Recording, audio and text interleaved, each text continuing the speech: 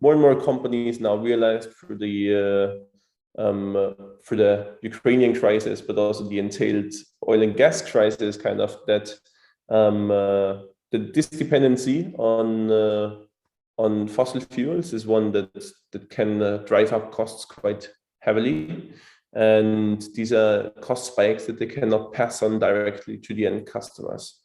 And as a result, they actually have to find more sustainable alternatives.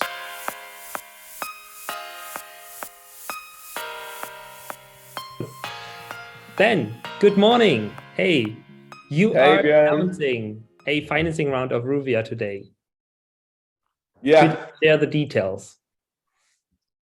Yeah, I would be happy to. So we with Rouvia just closed our pre-seed round with Cavalry and Dynamo as two lead VCs, and a group of about 14, 15 different angel groups, including Flexport, the ex-CEO of Dibyshenka, and some of the really like the industry icons in freight transportation.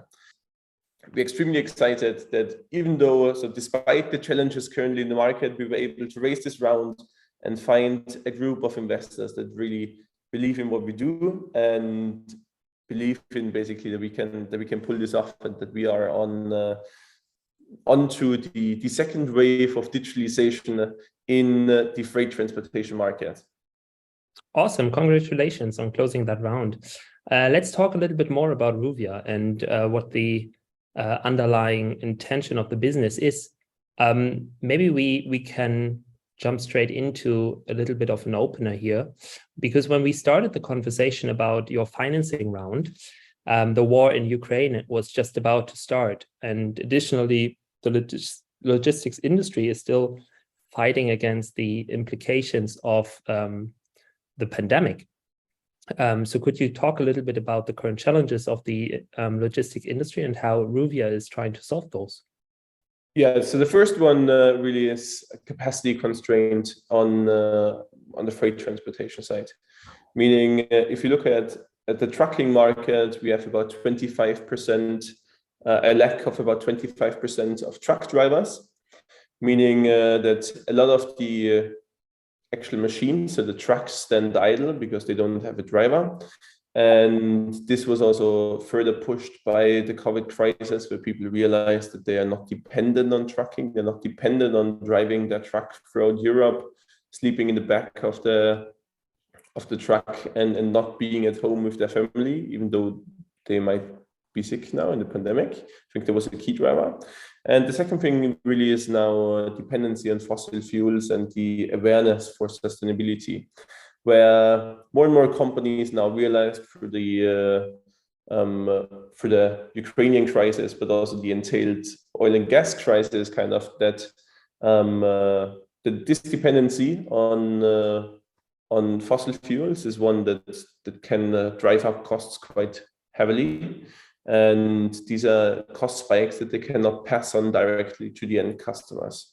And as a result, they actually have to find more sustainable alternatives, whereby at the moment, electric trucks are not feasible to go long distances, meaning that they have to, or they should either convert to rail freight or barge freight, two modes of transport that are a lot more sustainable. They're running, at least in Central Europe, on green energy, particularly on the rail side, and are thereby not so affected by this Ukraine crisis as the trucking market actually is. And what does Rouvia do exactly to overcome these challenges now? Yeah, so what we are basically doing is we're creating kind of the first really transport planning and management platform that integrates trucks, railways, and ships. And what this enables our customers to do is to actually combine the benefits of each of these three transport modes in one transport. And we provide thereby also the kind of the comparability and transparency between the various options to transport something from A to B that is necessary to make optimized decisions, either on cost, CO2 emissions or time. And through our platform, our customers, so these are either larger freight forwarders or final shippers, they can also directly procure these services, as we are fully integrated with all our partners on the network side. So where they, for example, for rail freight service, have to wait up to 2 weeks today, we hope to minimize that to basically less than a minute if need be, and thereby provide a much better customer service in this market that's called multimodal transport market. And then on the management side, we're digitizing a lot of the processes that are today sometimes still dependent on fax machines, sometimes it's Excel spreadsheets, and often it's telephone or email. So we're actually digitizing the entire communication channel. We are using all the data and have a kind of like an e-document platform, and that's also a live tracking status where we actually track the goods so that our customers have the visibility they need in order to communicate with their own customers and know when the goods arrive. Mm-hmm.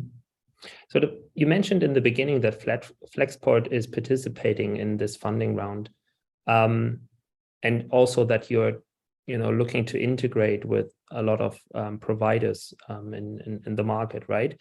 So tell us a little bit more about the intentioning of partnering up with Flexport and what your plans are to further integrate with carriers and freight forwarders alike. Yeah, so Flexport was one of our investors in the round now, which we're really happy about, because it's not only an investor, it's also a strategic partnership whereby we work closely together with the team in Amsterdam and Hamburg to help them basically streamline the planning and the management of these rail freight transports, because in the end, they do have quite a strong focus on sustainable transports across Europe. So particularly either bringing the containers from the ports to the customers or the other way around. And doing this by rail just makes complete sense to them. So we're currently integrating basically their carrier network into our platform. Plus they get access to the carrier network we already have on the platform. So in the end, they can basically service all the needs they have today for our platform, plus as they are massively growing in the European market, they can additionally also serve the needs for the future already today if need be. And how we are going about integrations with all the different parties, I think that's an important factor of what we do, is really wanting to increase customer service, which requires automated processes and especially seamless data flows. So we're integrating obviously with our bigger customers like Flexport, but we're also integrating with all these carriers in the market. So the transportation businesses that have the actual trucks, trains, and ships. And with them, we currently have a partner network of basically three of the largest partners, from barge to railways. We also have 2 partners on the trucking network side, and we're using these partners now to integrate their services. So meaning we actually plug our system into their TMS system, so their transportation management system, and thereby streamline all the processes that normally happen with 95% of this industry still quite manually. Thank you so much, Ben. It's great to be on board. We as Cavalry are very happy to participate in this round, and can't wait to see what Fuad and you are going to build over the next quarters and years. Thank you so much for your insights, and have a wonderful day. Cool. Thanks, Björn. You too.